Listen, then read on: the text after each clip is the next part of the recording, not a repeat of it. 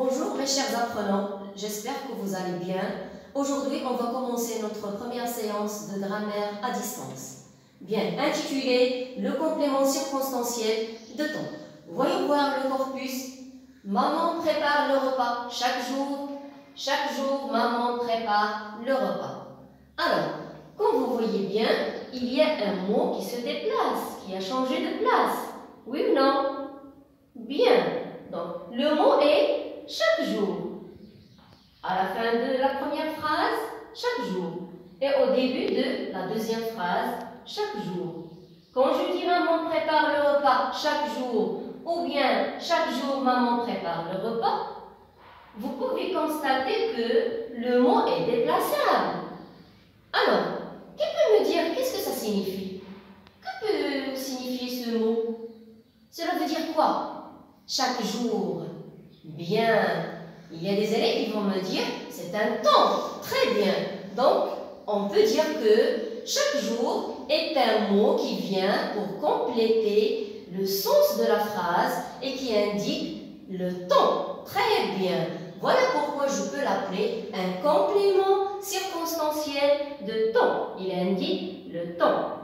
Très bien. Et bien sûr, puisqu'elle a changé de place, alors c'est un complément qui n'est pas essentiel dans la phrase. Je peux le déplacer où je veux. Je peux l'utiliser à la fin de la phrase ou bien au début de la phrase. Aussi, je peux le supprimer. Regardez bien, quand je le supprime, est-ce que ça change le sens de la phrase? Quand je dis maman prépare le repas, la phrase change de sens? Bien sûr que non. Donc, c'est un complément circonstanciel supprimable. Je peux le supprimer et ça ne va rien changer dans notre phrase. Très bien. Alors, maintenant, je peux passer à la question suivante. Maman prépare le repas. Si j'ai besoin d'utiliser ce complément circonstanciel de temps, alors je dois poser la question quand?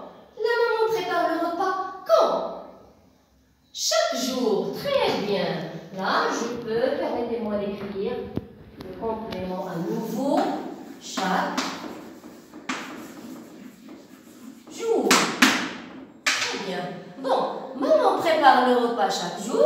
Vous voyez que maintenant, j'indique le temps où la maman a préparé le repas. Très bien. C'est bon. Donc, maman prépare le repas chaque jour. Vous pouvez déduire maintenant que le mot chaque jour indique le temps. Alors, c'est un complément circonstanciel de temps. Bien, puisque vous avez compris notre objectif d'aujourd'hui, on passe maintenant à notre phase d'application. Très bien, soyez attentifs et compréhensifs comme je vous vois. Entoure le cessé de temps dans chaque phrase. Ici, je vais appeler le cessé de temps en abréviation pour éviter à chaque fois de dire le complément circonstanciel de temps. Vous pouvez dire à partir de maintenant, cessé de temps. C'est quoi un cessé de temps? C'est un complément circonstanciel de temps. Très bien. Alors, dans cet exercice, on va entourer notre cessé de temps aujourd'hui. Regardez bien la première phrase. Je visite ma tante chaque samedi. Le soir, j'aide, fait ses devoirs. Observez bien. Je vais chercher ma craie pour vous aider un petit peu.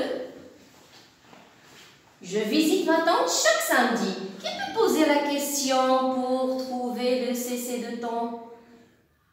Bien. Je visite ma tante quand? Très bien. Alors, je visite ma tante quand? Je visite ma tante chaque samedi. Très bien.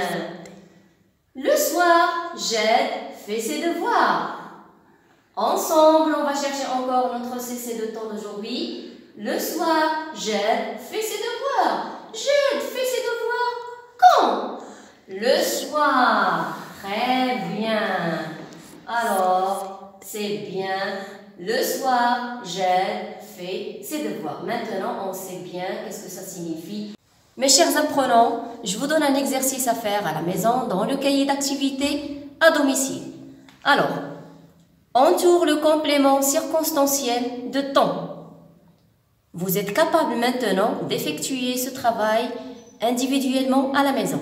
Très bien. Jean a rencontré Stéphane lundi dernier. Laure a téléphoné hier à Denis. Ce matin, Pierre est malade. Jeudi, il va en voyage à Casa. Très bien. Et si vous avez des questions à poser, vous pouvez les écrire sur les commentaires au-dessous de la vidéo. Merci d'être attentifs et compréhensifs. Je vous aime tous.